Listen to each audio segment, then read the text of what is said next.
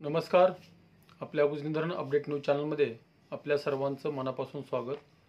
आज 22 जून 2025 सायंकाळी 6 वाजता उजनी धरणामध्ये किती पाणीसाठा झाला आहे, उजनीत येणाऱ्या दौंडच्या विसर्गामध्ये किती फरक पडला आहे आणि उजनीतून सोडण्यात येणाऱ्या विसर्गामध्ये किती वाढ केली आहे, त्याचबरोबर नीरा बेसिनमधल्या धरणातून काय पाणी सोडले का आणि उजनीच्या पाणलोट क्षेत्रामध्ये च्या असलेल्या एकूण धरणामध्ये किती पाऊस झाला आहे आणि त्या धरणातून कोणत्या धरणातून किती विसर्ग आहे याबद्दल आपण सविस्तर माहिती घेणार आहोत.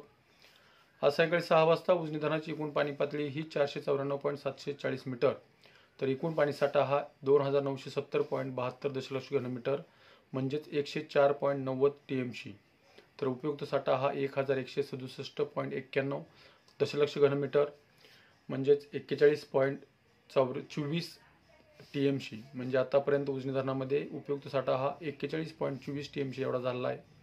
टक्केवारी बघितली तर सकाळीपेक्षा टक्केवारी फारशी वाढलेली नाही.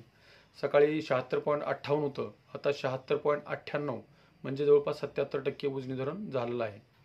मात्र दौंडमधून येणाऱ्या विसर्गामध्ये सातत्याने घट होते. वरचा पाऊस थांबलेला आहे, पावसाने बऱ्याच ठिकाणी विश्रांती घेतलेली आहे. तर दौंडमधून आता येणारा विसर्ग हा सध्याला 15,532 क्युसेकचा एवढा विसर्ग उजनीत येतोय आणि बनगाडांचा विसर्गही खूपच कमी झाला आहे. तो 6,592 क्युसेकचा विसर्ग सध्याला दौंडच्या दिशेने येत आहे.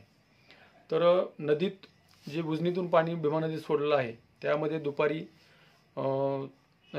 सकाळी 8 वाजता त्यामध्ये वाढ करून तो आणखी 5,000 वाढ करून तो 25,000 क्युसेकचा विसर्ग उजनीतून भीमा नदीमध्ये सोडला आहे आणि पॉवर हाऊसचं 1600 क्युसेक्स असं 26,600 क्युसेकचा विसर्ग भीमा नदीमध्ये सध्याला उजनीतून सोडण्यात येत आहे. तर कालव्यातून 500 क्युसेकचा आणि बोगद्यातून 400 क्युसेकचा, याचबरोबर सिनामाडा उपसा सिंचनही चालू करायला पाहिजे, कारण बऱ्याच ठिकाणी पावसाचं प्रमाण कमी आहे. त्यामुळं आता ज्या योजना असतील उजनी धरणावर अवलंबून असणाऱ्या योजना आहेत त्या योजना तळी तलाव भरून घेणं गरजेचं आहे. पुढील काळात पाऊस होईल न होईल ते सांगता येत नाही, परंतु आता जे पाणी आहे ते असं सोडून देण्यापेक्षा उजनी धरणाच्या अवलंबून असणारी जी तळी ही आहेत ती भरून घेणं गरजेचं आहे. तर सध्याला नीरा नरसिंगपूर येथे 29,633चा विसर्ग येतोय, तयार झालेला आहे. तो पुढे पंढरपूरमध्ये पोहोचेल. पंढरपूरमध्ये सध्याला 15,860 क्युसेकचा विसर्ग सध्याला तयार होतोय. त्यामुळं आणखी त्यामध्ये विसर्गामध्ये वाढ होण्याची शक्यता नाकारता येत नाही.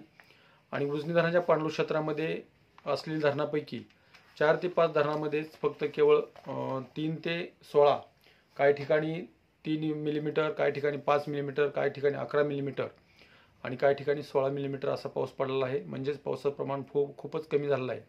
त्यामुळे आता वरच्या धरणातून सोडण्यात आलेल्या विसर्गामध्येही घट होणार आहे. पर्यायानेच बनगाडन आणि दौंडच्या विसर्गामध्ये घट होणार आहे.